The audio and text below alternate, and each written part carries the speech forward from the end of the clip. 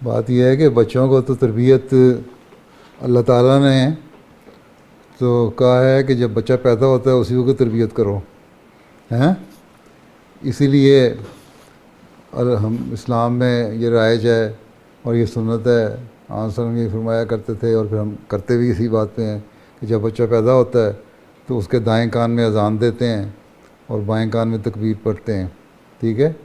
اس لیے کہ اللہ تعالیٰ کا نام اس کے کان میں پڑھے، ٹھیک ہے، اور توحید پہ وہ قائم ہو۔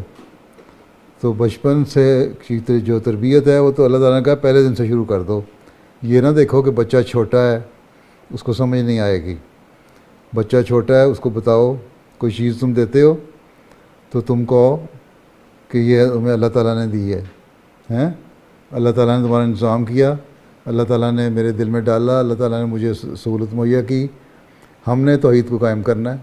اس لیے پہلی بات تو یہ ان کو اللہ تعالیٰ پہ ایمان پیدا کرو کہ جو چیز وہ حاصل کرتے ہیں وہ اللہ تعالیٰ ان کو کے لیے ان کا انتظام کرتا ہے، ٹھیک ہے؟ اس طرح اللہ تعالیٰ میں آہستہ آہستہ یقین بڑھنا شروع ہوگا۔ پھر بتاؤ کہ جب اللہ تعالیٰ ہمیں چیزیں دیتا ہے تو ہم نے اللہ تعالیٰ کا شکر بھی ادا کرنا ہے۔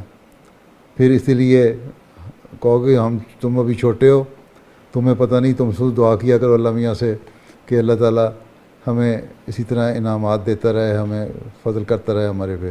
اور ہم بڑے ہو گئے ہیں اس لیے ہمیں کچھ تھوڑا سا پتہ لگ گیا ہے، اس لیے ہم اللہ تعالیٰ کے حضور جھکتے ہیں، نماز پڑھتے ہیں۔ جب تم بڑے ہو گئے تم بھی نماز پڑھنے شروع کر دو گے۔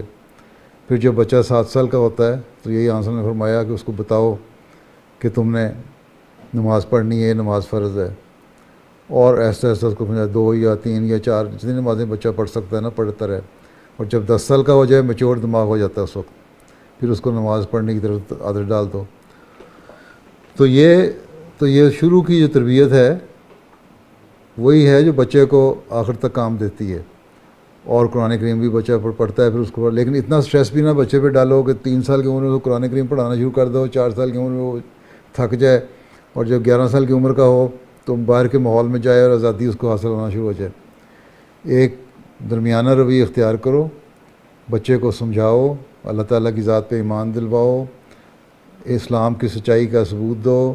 اس زمانے میں مسیح موعود کو بھیجا دین کی سچائی کے لیے، قائم کرنے کے لیے، اس کی باتیں بتاؤ۔ انٹرسٹ پیدا کرو چھوٹی چھوٹی کہانیاں سنا کر، چھوٹے چھوٹے صحابہ کے واقعات سنا کر، نبیوں کے واقعات سنا کر، اللہ تعالیٰ کے جو فضل ہوئے ہیں لوگوں پہ ان کی کہانیاں سنا کے، جو تم پہ فضل ہوئے ہیں اس کی کہانی سنا کے۔